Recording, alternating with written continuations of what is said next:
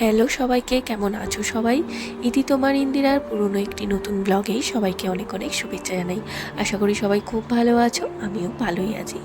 আজকে সায়ন্ত হঠাৎ করেই বিকেলবেলা বলল একটু কোল্ড কফি খাবে। তো ওই জন্য আজকে বিকেল থেকেই তোমাদের সাথে ব্লগটা শুরু করলাম। আজকে দিনের বেলায় সেরকম কিছু রান্নাবান্না ছিল না, সবই আগের দিনের ছিল। আজকে তো রবিবার, ওই জন্য স্পেশাল সেরকম কিছুই ছিল না। তো এটাই আজকে শুরু স্পেশাল। তো চলো, আজকে আবার একটু বেরোতেও হবে, তো ওই জন্য আগে ভাগেই এই কোল্ড কফিটা বানিয়ে নিলাম। এরপর সন্ধে দিয়ে তারপর বেরোবো। তো খুব সুন্দর হয়েছে কোল্ড কফিটা। তোমরাও কে কে কোল্ড কফি খেতে ভালোবাসো অবশ্যই আমাকে জানিও। চলো, এই যে দেখো, ওয়েদারটা ভালো বলতেই বৃষ্টি শুরু হয়ে গেল। আর তারপরেই চলে এসেছি বিজয় পার্কে ডিআইওয়াইয়ে। যেহেতু বিজয় পার্কের দিকেই এসেছি, ওই ওই জন্য সায়ন্ত বলল ডিআইওয়াই থেকে ঘুরে আসি। তো ডিআইওয়াইতে বেশ সুন্দর সুন্দর জিনিস পাওয়া যায়, আমার তো খুবই ভালো লাগে। একদম সুন্দর হোম ডেকোরেশনের জন্য তো খুবই ভালো জিনিস রয়েছে, তার সাথেও কিচেন কিছু অর্গানাইজেশনও রয়েছে।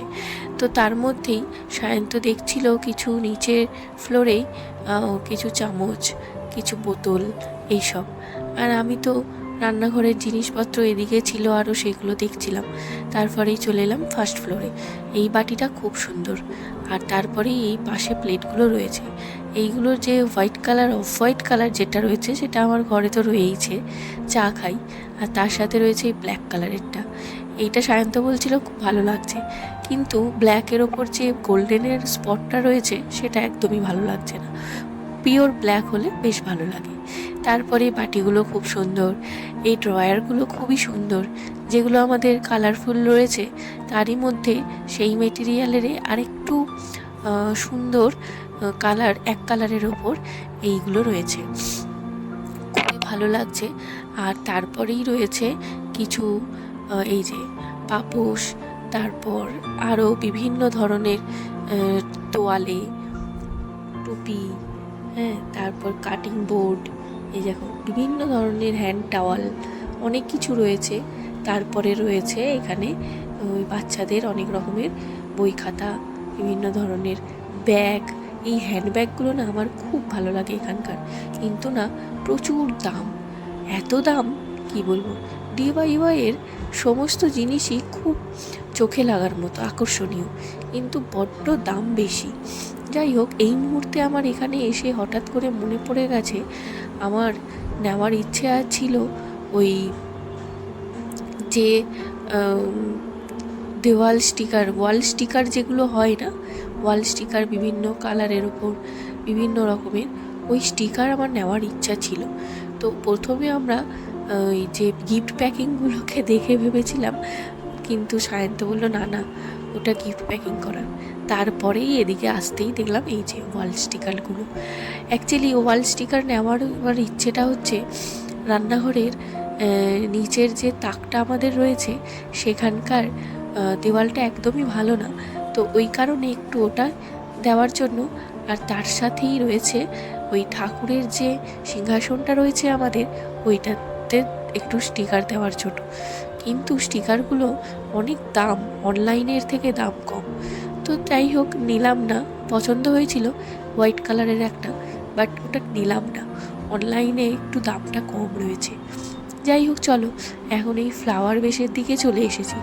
এইগুলো না খুব ভালো লাগে। এই ছোট ছোট ফ্লাওয়ার বেসগুলো এত সুন্দর হোম ডেকোরেশনের জন্য ভালো লাগে দেখতে, কি বলবো, খুবই ভালো লাগে। তারপর কিচেনের জন্য, যেহেতু একটু ভিডিও বানাই, তার জন্য এগুলো একদম পারফেক্ট। তো যাই হোক, এখন এই মুহূর্তে এগুলো নেওয়ার ইচ্ছে নেই, পছন্দ, বাট নিয়ে কিছু লাভ নেই। কেননা ঘরে এত জিনিস, আর তার মধ্যেই ওই কোনো রকম যেটুকুনি পারি সাজিয়ে দেখি। তারপর এত ধুলো, রোজ রোজ এত ধুলো পড়ে যে কি বলবো। যাই হোক, এই মুহূর্তে আমি হঠাৎ করেই সায়ন্তকে হারিয়ে ফেলেছি। সায়ন্তকে ওই ফ্লাওয়ার বেসটা দেখাবো বলে, তো সায়ন্ত কোথায় যেন হাওয়া হয়ে গেছে। যাই হোক, এইটাই দেখানোর জন্য সায়ন্তকে আমি ডাকছিলাম। চলো এখন না এখানে একটু চেক করে নিই দামটা। এইভাবে না দামটা খুব সুন্দর এখানে চেক করা যায়। এটার দাম রয়েছে 140 টাকা। এই যে সায়ন্ত চলে এসছে। আর দেখো, নামতে গিয়ে এই কিচেনের যে হ্যাঙ্গিংগুলো, এগুলো আমার বেশ ভালো লেগেছিল। সায়ন্তকে তাই দেখাচ্ছিলাম, তবে দামটাই খুব বেশি, প্রায় 850-900 টাকা দাম। যাই হোক, তো চলো, আমাদের তো ঘোরা কমপ্লিট হলো। খুব সুন্দর লাগলো ঘুরে, আমার তো খুবই ভালো লাগে, পাগল পাগল লাগে যেন নিজেকে। যাই হোক, চলো এখন এই যে পুজোর কালকে তো প্রথম শ্রাবণ মাসের সোমবার, ওই জন্য একটু আম নিয়ে নিলাম, একটু ফল ফুল নিয়ে নিলাম। তারপরে এখন সায়ন্ত বলল একটু পান নেব, তো ওই জন্য পান নিয়ে নিল দুটো। ওর নিজের জন্যই দুটো পান নিল, আমি তো পান খাই না, তো মামনি থাকলে মামনির জন্যও নেয়। তো এখনও দুটো যেহেতু নেওয়ার অভ্যেস, ওই জন্য দুটো নিজের জন্যই নিল। আজ একটা খাবে, কাল একটা খাবে। তো যাই হোক, চলো এখন এই যে ফুলের দোকানে চলে এসেছি। প্রচণ্ড বৃষ্টি হচ্ছিল জানো তো, বৃষ্টিটা এখন অনেকটাই কমেছে। তারপর এই অটোতে চাপলাম ফুল নিয়ে, বেল ফুল সব কিছুই খুব সুন্দর পেয়েছি। এরপরে চলে যাচ্ছি ঘরে।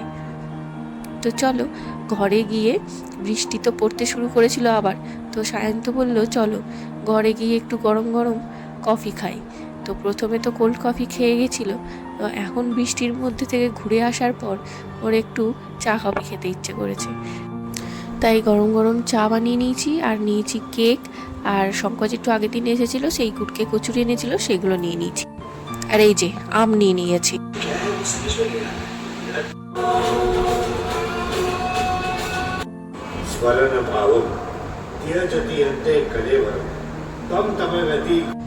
মুভিটা খুব ভালো ছিল, দারুণ মুভি দেখলাম।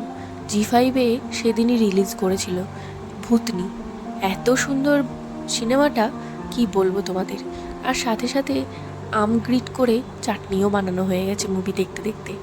আগের দিন আম চাটনিটা করে রাখলে পরের দিন ভালো মতো খাওয়া যায়, তো ওই জন্যেই করে রেখেছি। মুভি দেখতে দেখতে কী আর করবো, ওর কাজও করেছি, মুভিও দেখেছি। এখন রুটি করার পালা। এই যে রুটি করতে চলে এসেছি। রুটি কিন্তু আমি একদম করতে পারি না, মানে সেঁকতে পারি না।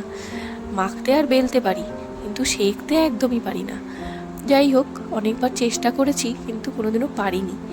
এই কয়েকদিন মামুনি নেই, তাই আমাকেই তো রুটি করতে হবে, তো ওই কারণেই রুটিটা করছি আর কি। তবে দুদিন ভালো হচ্ছে, তো দুদিন খারাপ হচ্ছে। আজকে আবার রুটিগুলো ফুলছেই না। আমি না একদম রুটি সেঁকতে পারি না, যত রকমভাবেই ট্রাই করেছি না কেন। অনেকে বলে হাত দিয়ে চেপে চেপে তাওয়ার মধ্যে কাপড়ে করে সেইভাবে ফোলানো যায়, সেটাও পারিনি। আবার অনেকে ডাইরেক্ট সেঁকে করে, সেটাও তো পারি না, তবুও করি। তো এটাই করতে দেখে গেছি মা মামুনিকে, এখনও পর্যন্ত করি, মানে দেখি আর কি, ঝিকের মধ্যে সেঁকে, তো ওইভাবেই করি। যাই হোক, তবে এখন থেকে ভেবেছি একটু একটু করে রুটি করাটা শুরু করব, তাহলে হয়তো একটু শিখতে পারবো করতে থাকলে। তো আমার একদম রুটি শেখা হয় না, তোমরা কে কে পারো না আমার মতো সেটা অবশ্যই জানিও আমাকে। যাই হোক, চলো, রাতের খাবার তো কমপ্লিট, এখন বসে ঘরে দেখছি শুটিং হচ্ছে, তাই ভাবলাম তোমাদের সাথেও শেয়ার করি। নাইট শুটিং হচ্ছে আর কি। তো চলো, আজকের মতো ব্লগটা এখানেই শেষ করছি। তোমাদের কেমন লাগলো অবশ্যই জানিও, ভালো লাগলে অবশ্যই একটা লাইক করো। সবাই খুব ভালো থেকো, সুস্থ থেকো, সাবধানে থেকো। দেখা হবে তোমাদের সাথে খুব তাড়াতাড়ি নতুন একটা পরের ভ্লগ নিয়ে।